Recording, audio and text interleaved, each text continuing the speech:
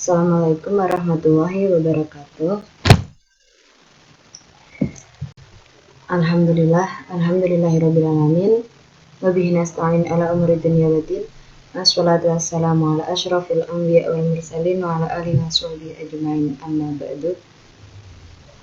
Sebelum kita mulai pembelajaran atau menyimakkan video ini, mari kita awali dengan doa terlebih dahulu. Bismillahirrahmanirrahim.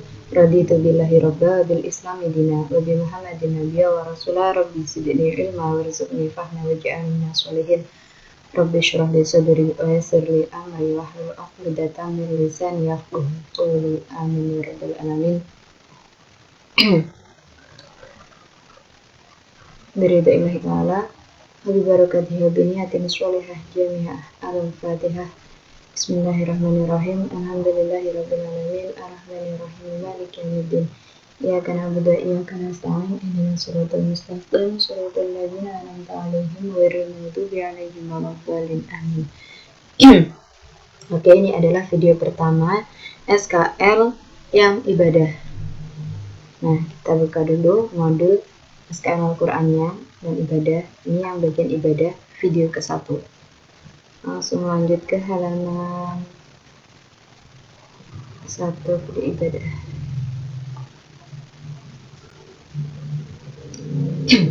Nah, yaitu Toharoh. Nih, bab pertama di SKL ibadah adalah Toharoh. Toharoh itu dari asal kata bahasa Arab Toharoh, Toharoh artinya bersuci. Nah, sedangkan pembagian dalam Toharoh itu biasanya dalam fikih itu ada 3, yaitu wudhu, tayamum, dan mandi besar. Oke, yang pertama wudhu. Lanjut langsung ke pembahasan wudhu. Poin A, wudhu.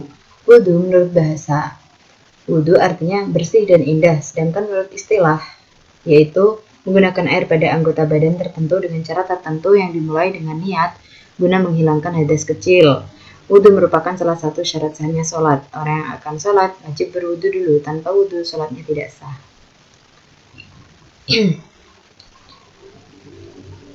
Jadi niatnya itu menghilangkan hadas kecil. Jadi ingat, wudhu itu fungsinya untuk menghilangi hadas kecil saja. Oke, lanjut rukun wudhu. Yang pertama niat, yang kedua membasuh muka 1 kali, yaitu mengalirkan air ke muka dengan batasan puncak kening sampai dahu, dan pinggir telinga yang 1 sampai pinggir telinga yang lain. Itu yang dimaksud membasuh muka ya. Jadi membasuh muka itu rukun atau wajibnya itu 1 kali, kalau 3 itu sunahnya. Pokoknya yang wajib 1 kali. Nah, dari mengalirkan air ke muka, entah itu dari keran langsung atau dari sumber air langsung atau pakai tangan, yang penting dari batasan puncak kening. Puncak kening itu menurut yang saya tahu itu dari ujung tumbuhnya rambut itu. Biasanya kalau bahasa Jawanya itu sinom. Tuh, puncaknya kening sampai dahu. Dan pinggir telinga sampai pinggir ke telinga yang lain. Jadi bukan cuma wajah yang tampak saja, tapi muka itu dari ujung telinga sampai ujung telinga. Ujung telinga yang ada apa itu namanya? Yang ada daging, bukan daun telinga, tapi yang telinga kecilnya itu, ujung telinga sampai ujung telinga. Itu harus terkena air. Terus kemudian yang ketiga membasuh kedua tangan sampai siku. Mengusap kepala, yaitu menempelkan sesuatu yang basah di kepala dan kemudian digerakkan. Jadi rukun wudhunya ada masih membasuh kedua kaki serta kedua mata kaki. Terus yang terakhir adalah tertib Nah, tertib ini perlu. Jadi kalau rukunnya itu harus disebutkan tertib. Karena kalau tidak tertib, maka urutannya kan bisa saja mata kaki dulu, bisa saja kedua kaki dulu, baru tangan. Karena rukunnya atau wajibnya adalah tertib, maka harus tertib atau urut. Kita ulangi lagi tadi. Jadi rukun wudhu ada 1, niat. 2, membasuh muka. 3, membasuh kedua tangan sampai siku. 4, mengusap kepala, cuma diusap. Terus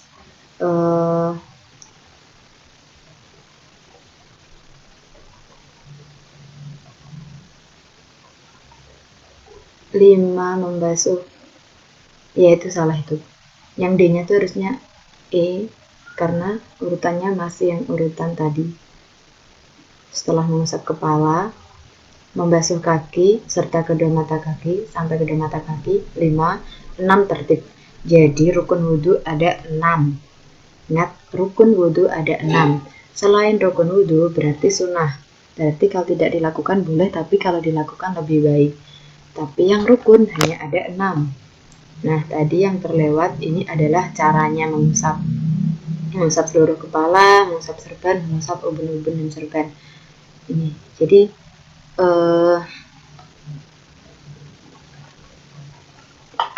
Jadi D yang ini bukan terusannya C yang ini. Tidak, tapi terusannya yang atasnya ini. D. Ini setelah D, mengusap kepala. Lalu langsung lanjut ke membasuh kedua kaki, ini E, ini F. Oke, seperti itu. Lanjut ke sunat-sunat wudhu. Nah, sunah-sunah wudhu yang pertama membaca basmalah, yang kedua menggosok gigi atau siwak pakai siwak. Terus disunatkan menggosok gigi dalam 5 keadaan. Ini sunahnya gosok gigi dalam 5 keadaan, yaitu ketika wudhu, hendak sholat, hendak baca Quran, hendak bangun dari tidur, ketika mulut sudah berbau busuk. Ini bukan ini bagian yang sunnah menggosok gigi, beda pembahasan lagi. Tapi kalau yang sunnah-sunnahnya wudhu ini membaca basmalah, menggosok gigi atau siwak. Kalau tidak ada siwak bisa menggosok gigi, tapi lebih sunnahnya pakai siwak. Masih ada siwak zaman sekarang, masih bisa ditemui. Terus mencuci 2 telapak tangan,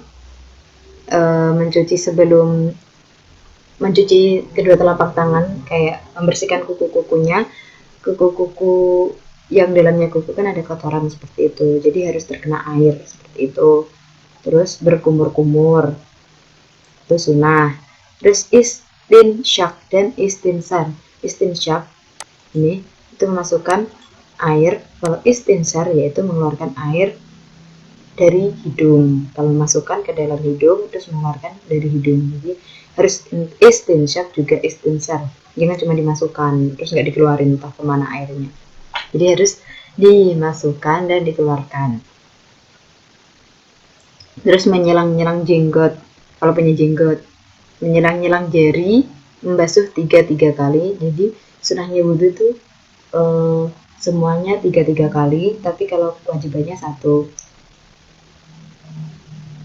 Terus ini bab tayamum. Ini terus menggosok. Jadi menggosok itu maksudnya kayak membersihkan, jadi cuma nggak diusap tapi juga digosok, karena nanti kalau ada kotoran yang sulit juga digosok. Terus berkesinambungan, yaitu tidak diselingi dengan perbuatan lain di luar kepentingan wudhu. Ini penting, karena seperti kayak nanti wudhunya belum selesai baru sampai tangan, nanti nyuci atau basuh ya kayak ada kegiatan lain, kayak nanti nyuci lah atau apalah terus baru diteruskan wudhu lagi, itu nggak boleh. Jadi wudhunya diselesaikan dulu, baru kegiatan lain. Kegiatan lainnya macam-macam ya, kayak bicara dulu terus wudhunya diteruskan, kan nggak boleh. Jadi harus berkesinambungan, wudhunya diselesaikan dulu. Terus mengusap kedua telinga. Mengusap kedua telinga itu bukan rukun tapi sunnah. Kayak diingat-ingat, memanjangkan anggota yang dibasuh.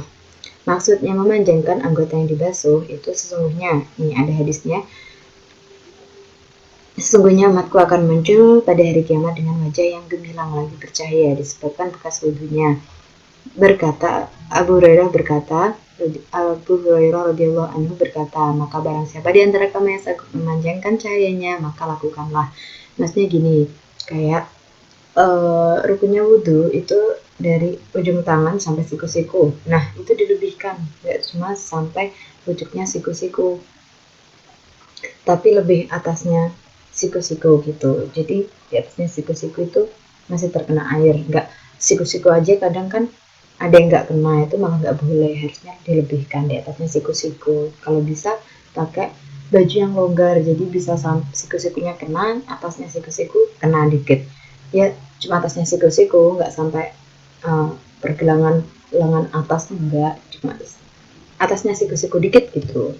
Yang penting atasnya siku-siku kena, dan yang penting lagi siku-sikunya juga kena. Terus tidak beres menggunakan air atau israf. Jadi padahal cukup untuk mengalir saja, tapi pakainya kayak langsung banyak gitu, langsung dari sumbernya kayak gitu.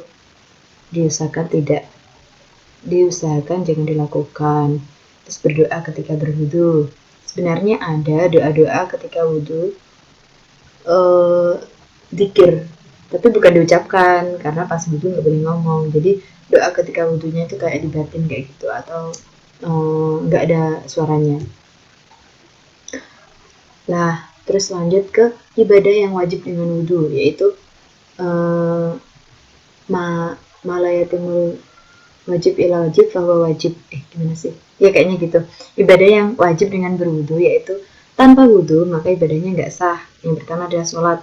Jadi layak balu wahu sholatan bighairi tuhurin.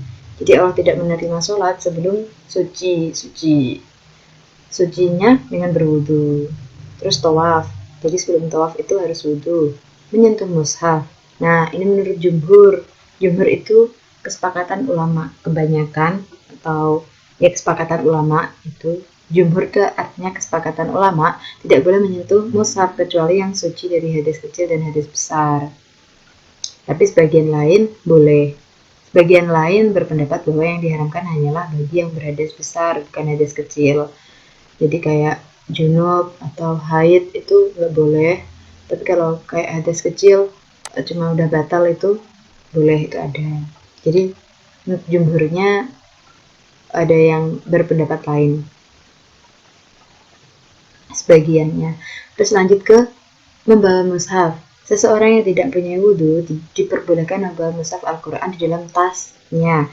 Ini adalah pendapat ulama Hanafiyah, ulama Hanabilah, dan menjadi pendapat Al-Hasan Al-Basri atau Asy-Sya'bi Al-Qasim. Nah ini, jadi membawa mushaf Al-Quran itu boleh di dalam ditaruh tas tuh boleh. Terus ibadah yang sunnah dengan berwudu. Lanjut ke poin 4 ya. Yang pertama zikir. Jadi zikir itu lebih baik pakai wudu. Terus ketika hendak tidur, baik dalam junub atau tidak, itu jadi kalau mau sebelum tidur tuh boleh boleh wudu dulu. Sunnahnya itu lebih baiknya wudu dulu.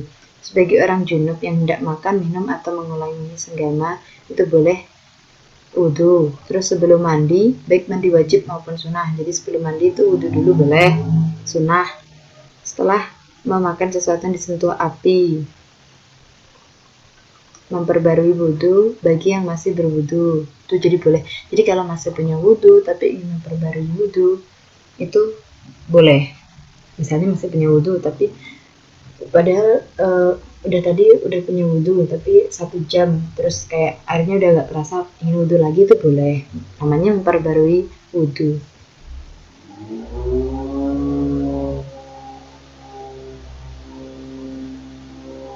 Oke, lanjut ke toharoh yang poin 2, yaitu mandi.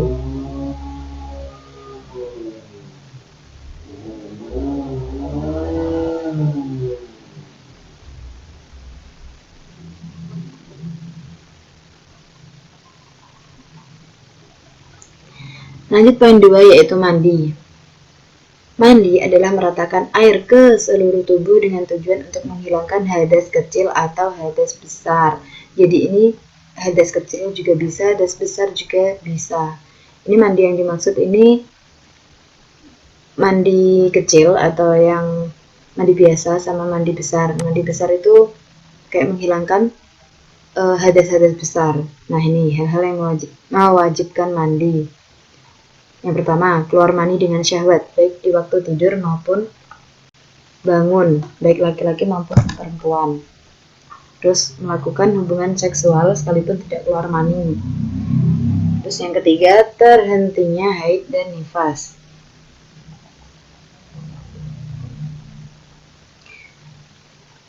Kemudian berikutnya meninggal dunia. Jadi orang meninggal dunia nggak bisa mandi sendiri kan, makanya dimandikan.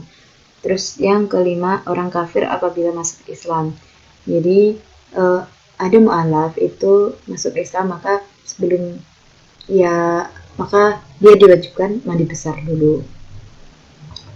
Hal-hal yang dilarang dalam keadaan junub: sholat, tawaf, menatap di masjid, membaca, menyentuh, dan membawa mushaf Al-Quran. Tuh, jadi ini hal-hal yang dilarang ketika junub. Jadi kalau mau diperbolehkan sholat, tawaf, menatap di masjid, dan membaca menyentuh Al-Quran, maka harus mandi besar dulu. Oke, lanjut ke cara mandi. Ini ada hadisnya bahwa Rasulullah Shallallahu Alaihi Wasallam bila mandi junub dimulai dengan mencuci kedua tangan, lalu menuangkan air dengan tangan kanan ke tangan kirinya dan mencuci kemaluannya. Kemudian berwudu seperti wudu hendak sholat. Lalu diambilnya air dan dimasukkannya jari-jarinya ke dalam urat rambut sampai dirasakan air telah membasahi kulit rambutnya. Kemudian ia mengambil air dengan kedua telapak tangannya dan disapukannya ke kepala 3 kali, kemudian menyiram seluruh tubuhnya. Seperti itu cara mandi besarnya. Jadi mandi besar itu harus rata semuanya, semua bagian harus kena. Baik kayak rambutnya yang tebal itu harus kulit tumbuhnya rambut, kayak rambut kepala kan biasanya ada yang rambutnya tebal banget, itu harus terkena kulit yang dalam kepalanya, harus terkena air. Kemudian yang ketiga, rukun dan sunnah mandi. Yang rukunnya yaitu pertama niat, kedua membasuh seluruh anggota tubuh. Jadi hanya 2, niat dan membasuh seluruh anggota tubuh sampai hadasnya tadi bersih. Kemudian sunahnya mencuci kedua tangan, membasuh kemaluan, berwudu, menuangkan air, mengalirkan air ke seluruh tubuh. Seperti yang tadi dalam hadis. Mandi-mandi yang disunahkan, mandi-mandi besar yang disunahkan. Yang pertama, mandi hari Jumat. Mandi pada 2 hari raya sebelum sholat id itu. Terus setelah memandikan mayat itu boleh mandi besar. Mandi hendak ihram ketika hendak masuk kota Mekah, ketika hendak wukuf di Arafah. Oke, lanjut ke bagian 3 yaitu tayamum. Taharah bagian 3 adalah tayamum. Tayamum yaitu mengusap muka dan kedua tangan dengan debu sebagai pengganti wudhu dan mandi. Nah, ini diperbolehkan tayamum karena sebab-sebabnya. Yang pertama, jika tidak ada air atau ada air tapi tidak cukup untuk bersuci. Misalnya dalam gurun. Gurun itu kan air sangat langka diperlukan, maka air hanya cukup untuk minum dan kebutuhan. Tidak cukup untuk mandi dan berwudu. Jika ada sakit atau penyakit yang apabila terkena air akan semakin lama dan sulit untuk disembuhkan, kayak koreng seperti itu, atau penyakit lain, kalau itu biasanya dari dokter disarankan untuk menghindari air dulu. Jika air terlalu dingin dan dikhawatirkan akan memberikan madarat jika menggunakannya. Ini seperti airnya tuh sampai dinginnya itu bisa membuat orang menjadi kayak kalau nggak tahan, kalau nggak biasa tuh sampai mimisan seperti itu. Itu kalau dingin banget. Nggak, maksudnya terlalu dingin. Kalau dingin biasa kayak di pegunungan, masa iya setiap hari mau menghindari kan seperti itu. Jadi menurut keadaan saja. Terus yang berikutnya, jika ada air tetapi untuk mendapatkannya dapat mengancam keselamatan jiwa, harta, dan kehormatan, seperti kayak di dalam hutan misalnya, ini ada kawasan yang aman dan tidak aman, padahal di kawasan aman tersebut tidak ada air dan mau mencari airnya ada tapi kurang untuk keperluan mandi dan wudhu, dan kalau ketika mencari air itu harus melewati kayak ada hewan-hewan buas seperti itu di hutan, maka cukup tayamum saja, dan airnya yang diperlukan tadi bisa untuk keperluan lain kayak minum dan makan seperti itu. Jika ada air tetapi digunakan untuk minum atau masak atau untuk menyelamatkan nyawa seekor anjing sekalipun. Jadi misalnya ya seperti tadi, keadaan darurat atau darurat seperti itu, airnya itu untuk menyelamatkan hewan, anjing sekalipun, itu tidak apa-apa untuk bertayamum karena airnya digunakan untuk kepentingan lain yang lebih mendesak tentunya. Jika untuk mendapatkan air waktu sholat akan habis, misalnya daerahnya tidak ada air, untuk mencari air tadi tidak ada hewan, tidak ada, bisa juga untuk mencari air, tapi jauhnya tuh bermil, misalkan di gurun kan ada sumber di sana, tapi kalau untuk mencari air saja waktu sholat akan habis, misalnya maghrib kan sebentar, jadi hanya untuk mencari air saja waktunya akan habis, maka diperbolehkan untuk tayamum. Kemudian yang kedua yaitu cara bertayamum. Ini ada hadisnya dari Jabir radhiyallahu anhu berkata, aku junub dan tidak mendapatkan air, lalu aku berguling ke tanah dan sholat. Jadi dia berguling ke tanah dan sholat untuk mengganti wudhu. Kemudian aku ceritakan hal itu kepada Nabi, maka Nabi Shallallahu Alaihi Wasallam bersabda, cukup bila Anda lakukan seperti ini. Lalu Nabi mempraktekkan dipukul kedua telapak tangannya ke tanah, lalu dihembuskan, dan kemudian disapunya ke muka dan kedua telapak tangannya. Dalam suatu riwayat sampai ke pergelangan tangan. Jadi bukan telapak saja, tapi dalam suatu riwayat itu sampai pergelangan. Nah, yang membatalkan tayamum. Semua yang membatalkan wudhu itu membatalkan tayamum. Jadi membatalkan wudhu seperti apa? Mengeluarkan hadas, seperti misalnya BAB, BAK, seperti itu. Buang air kecil, buang air besar, maupun kentut itu. Jadi kalau membatalkan wudhu, ini juga membatalkan tayamum. Hilangnya sebab-sebab yang membolehkan tayamum. Jadi tadi kan ada sebab-sebab yang membolehkan tayamum. Kalau yang membolehkan tayamum itu udah tidak ada, maka wajib wudhu. Nanti bisa dilihat lagi yang memperbolehkan tayamum. Ini kayak ini. Jika ada air tetapi tidak cukup untuk bersuci. Nah, kalau ada air tapi cukup untuk bersuci, maka nggak boleh tayamum, harus wudhu seperti itu. Assalamualaikum. Ya, kita lanjut ke prakteknya. Ini saya hanya sekedar mencontohkan. Jadi, nanti kalau apabila ada yang kurang, bisa kalian kira-kira sendiri. Nah, ini untuk praktek tayamum, praktek toharoh. Yaitu toharoh kan bersuci, ada 3. Tayamum, mandi besar, dan wudhu. Oh, kebalik. Wudhu, tayamum, dan mandi besar. Seperti itu. Nah, nanti terserah kalian urutannya gimana. Jadi sebentar saya lihat foldernya dulu. Oke, jadi ada menyebutkan rukunnya dulu. Jadi kalian bilang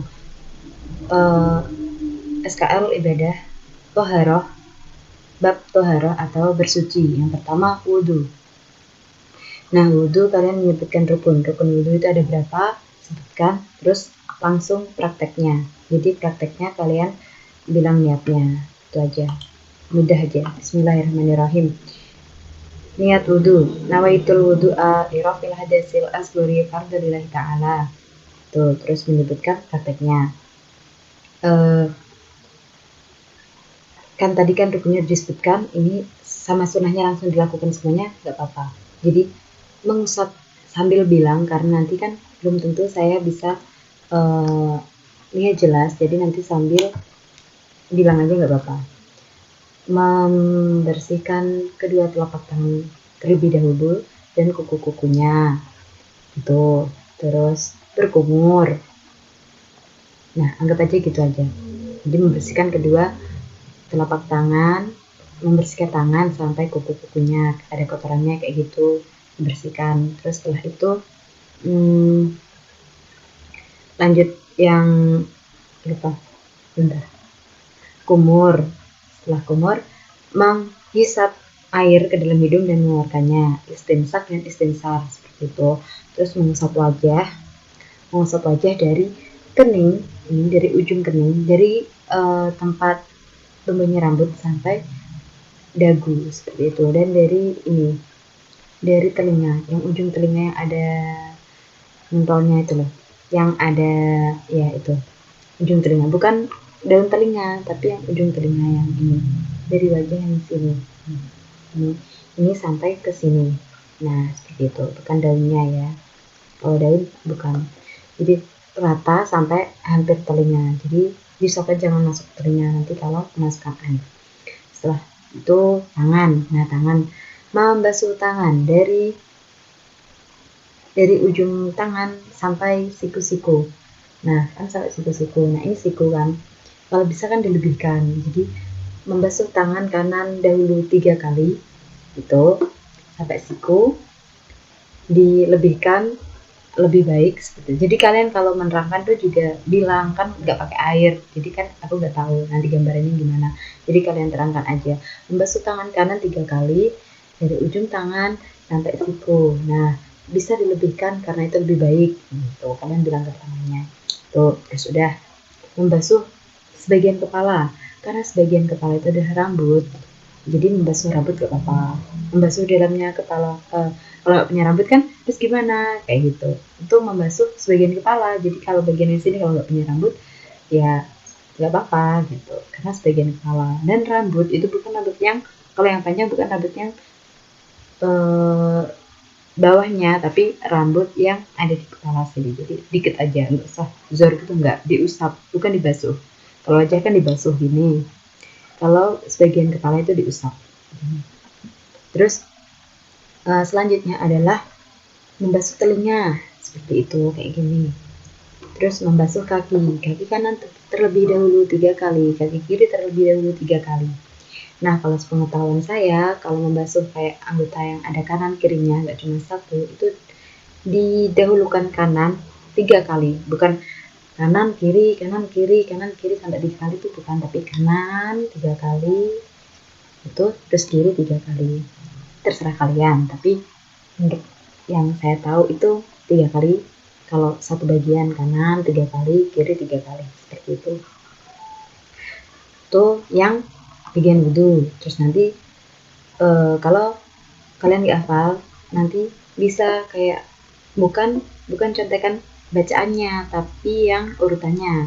Jadi setelah wudhu nanti apa, oh ternyata doa wudhu, setelah niat praktek yang terakhir adalah doa wudhu. Bismillahirrahmanirrahim. Doa wudhu. Asyhadu an la ilaha illallah wa asyhadu anna Muhammadan abduhu wa rasuluh. Allahumma ij'alni minat tawwabina waj'alni minal mutatahhirina waj'alni min ibadika sholihin. Amin. Gitu. Terus kalau nggak hafal lagi, lihat lagi catatan, nggak apa-apa. Kan kalian kan terlihat dalam kamera, kalau misalnya baca catatan nggak apa-apa. Yang penting bukan catatan hafalannya. Seperti itu. Terus, oh iya, selanjutnya adalah tayamum atau mandi besar dulu, terserah kalian yang mana. Nah kalau nggak ingin ngedit seperti itu, kalau ingin ngedit juga nggak apa-apa, tapi kan lebih enaknya nggak usah ngedit seperti itu. Jadi catatannya yang berikutnya adalah tayamum seperti itu. Niat tayamum, menyebutkan rukun tayamum dulu, terus setelah itu baru prakteknya. Praktek tayamum, yang pertama niat tayamum. Nawaitu tayamum ma'al istibahati sholati fardalillahi ta'ala. Terus tayamum, jadi mengusapkan, menepukkan kedua tangan ke daerah yang sekiranya ada debunya. Nah kalau daerah yang ada debunya kan ya kita maklumkan saja bahwa daerah permukaan bumi kan biasanya terkena debu, nggak mungkin kalau bersih dari debu itu enggak, jadi kayak di tembok itu juga bisa.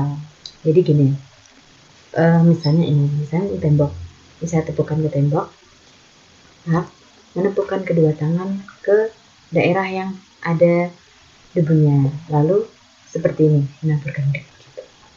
Bukan menaburkan sih, kalau di buku SKL itu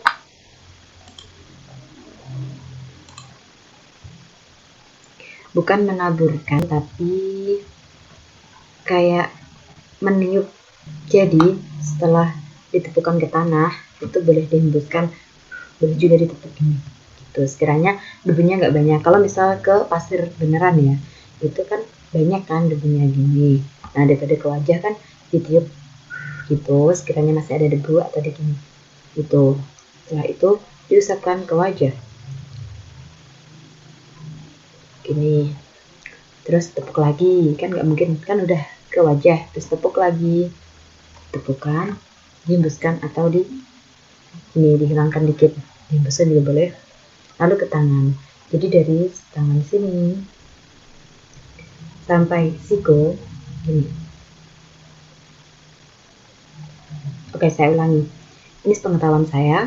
Jadi kalau tayamum tuh harus rata debunya, nggak boleh digunakan 2 kali kayak gini misalnya.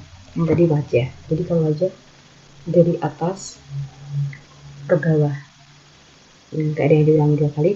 Terus gini, ini tangan dari ujung sini. Ingat, ini kan ada bagian 2, yang sini sama yang sini. Nah yang sini tuh untuk belakangnya gini, nih. Yang sini untuk belakangnya, set. Nah yang sini bagian ini untuk depannya gini, set. Nggak usah terkena, jadi kedua tangan tuh gak boleh kena, karena yang satu masih ada debunya untuk yang bagian satunya gini, set. Langsung lanjut yang bagian sini, set, gini, set gitu. Nah bertemunya di bertemunya tadi harusnya di jempol gitu. Jadi bertemunya nanti gini, set gitu. Nah doa setelah tayamum itu seperti wudhu. Jadi tadi asyhadu alla ilaha illallah wa asyhadu anna muhammadan abduhu wa rasuluh dan selanjutnya. Oke, yang ketiga dari tohara adalah mandi besar. Nah ingat, gak usah dipraktekkan, kita kan udah tahu kalau menatakan air berarti dari sini gitu, niatnya aja. Kayak kalian nyebutkan dulu mandi besar, rukun mandi besar. Yang satu niat, yang kedua meratakan air ke seluruh tubuh. Kemudian prakteknya, niatnya, niat mandi besar, nawaitu ghusla liraf'il hadasil akbari fardhillah ta'ala, karena mandi besar itu untuk menghilangi hadas besar, makanya liraf'il hadasil akbar, hadas besar, seperti itu. Terus prakteknya mengguyurkan air dari atas kepala sampai ke seluruh tubuh dengan rata, harus terkena air semua. Dan doa setelah mandi besar itu sama seperti maaf saya kurang tahu doa mandi besar, doa setelah mandi besar. Nah seperti itu tadi, sebentar. Nah seperti itu tadi praktek toharoh yang 3 poin tadi. Nanti kalau ada kurang lebihnya saya akan sampaikan lagi berikutnya. Oke, sekian dari saya. Kurang lebihnya saya mohon maaf yang sebesar-besarnya. Dan terima kasih atas perhatiannya, juga saran dan kritik dan sarannya. Sekian, wassalamualaikum warahmatullahi wabarakatuh.